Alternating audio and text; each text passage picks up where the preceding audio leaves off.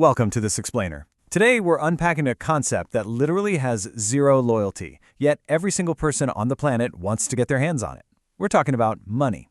We're going to uncover how this completely lifeless concept transformed early hunters into blacksmiths, merchants, and eventually kings. And more importantly, we'll explore why humanity is just so utterly addicted to it, readily trading our time and energy for what is, ultimately, just an illusion. Okay, let's just dive right into a really staggering number here.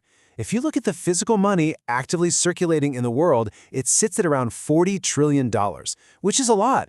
But the total amount of money in the world today, the money that is completely invisible to you, is a mind-bending $1.3 quadrillion. I mean, where on earth did all this invisible wealth even come from, and who actually made it? To understand where all this wealth came from, here's what we'll be covering. First, the barter system, followed by commodities to coins, paper money, and banks, the fiat and digital era, and finally, the illusion of trust. Section 1. Before money. The barter system. Let's rewind the clock 17,000 years. Early humans hunted to survive, right? But prey definitely wasn't guaranteed. And taking resources by force just caused violent retaliation. So, the barter system was born in Mesopotamia as a way to peacefully trade, say, fresh meat for weapons.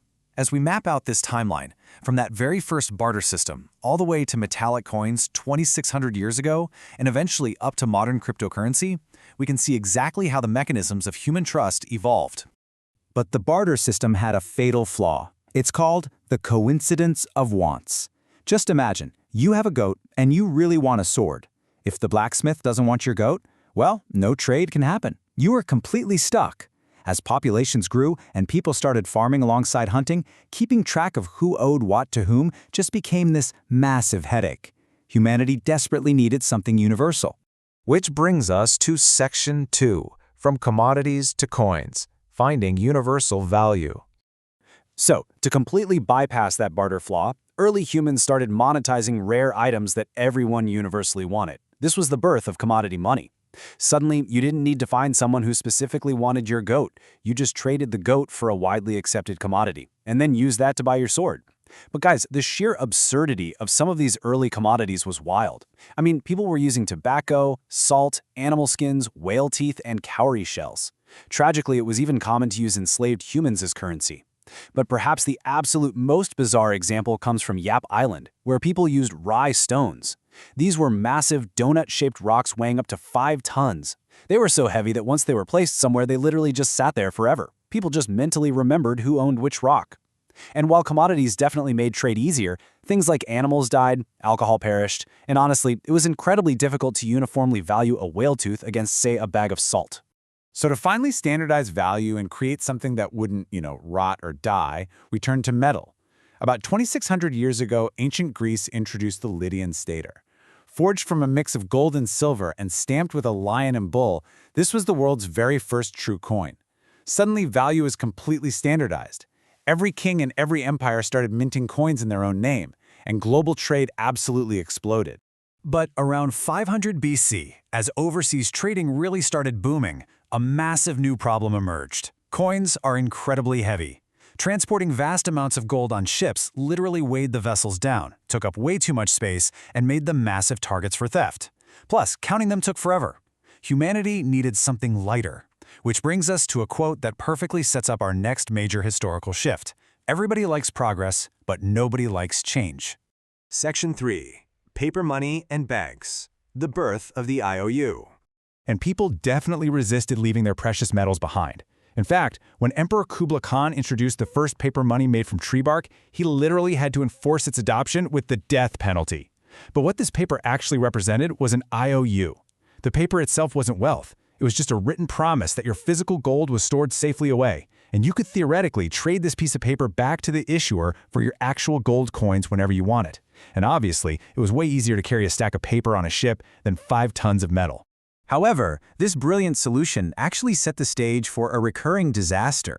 As paper money spread, banks realized they were holding a tremendous amount of gold in their vaults. So, greedy for more wealth, these early banks started printing and lending out way more paper IOUs than the actual gold they held. The cities just became flooded with paper. And because there was such an abundance of paper, its value completely plummeted. What used to cost 1 IOU suddenly cost 10. This was inflation. And when panicked citizens inevitably ran to the banks demanding their gold, the banks had nothing to give them. Trust was completely broken. Section 4. Fiat and the Digital Era. The Shift to E-Money. To prevent banks from overprinting paper, nations initially adopted the gold standard. But during the Great Depression of the 1930s, money became way too scarce. Companies couldn't pay employees, and the economy basically crashed. So to force money back into the system, President Franklin D. Roosevelt severed the U.S. dollar's relationship with gold entirely in 1933. This historic pivot created what we call fiat money. Today, whether it's the U.S. dollar, the Indian rupee, or the Pakistani rupee, all global currencies are fiat. They are completely unbacked by gold or any physical commodity at all. They are, in reality, worthless pieces of paper. The only reason you can buy groceries with them is because of a shared human illusion. We all just collectively trust that the paper has value. But as our world rapidly modernized, even that lightweight paper became a burden. In the fast-paced global trade of the 1980s, waiting days for paper to physically move across borders just wasn't cutting it. We needed speed. Enter e-money, or digital money. By replacing physical paper with numbers on a computer screen, billions of dollars can now transfer globally in mere nanoseconds. Banks didn't even have to print paper anymore. They literally just typed numbers into a database. When we look back at history, a really fascinating pattern emerges. Every single iteration of money solved the previous era's issue, but it immediately bred a new fatal flaw. Metal coins standardized value, but they were too heavy. Paper was easy to carry, but it allowed unchecked inflation. Digital e-money solved the speed of physical borders, but it introduced a terrifying modern threat. It is highly vulnerable to computer hacking. To solve this vulnerability to hacking, and to totally bypass the centralized banks that were constantly manipulating fiat currency, a mysterious figure named Satoshi Nakamoto launched Bitcoin in 2009. Bitcoin introduced an unhackable technology called the blockchain, operating entirely outside of government regulations. However, while it successfully solved the hacking flaw, this total lack of oversight simultaneously opened the door for massive, untraceable, illegal transactions. The meteoric rise of Bitcoin's value is absolutely staggering. I mean, going from exactly $0 at its launch in 2009 to just $1 in 2011, and then rocketing up to $60,000 by 2021. This explosive growth perfectly visualizes just how powerful abstract trust can be. There is absolutely no physical commodity here. It is purely public faith placed into a brand new technological system. Part 5. The Illusion of Trust.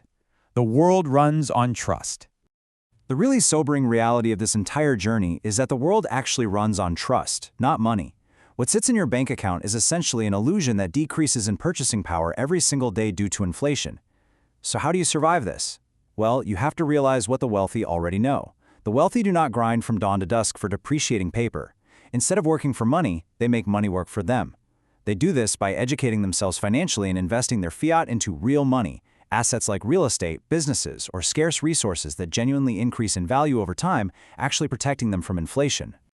So as you look at your own wallet today and reflect on this epic 17,000-year journey from trading fresh meat to transferring invisible digital coins in nanoseconds, I want to leave you with this final thought to spark your financial education. Instead of cursing the economy, take the time to learn how it actually works.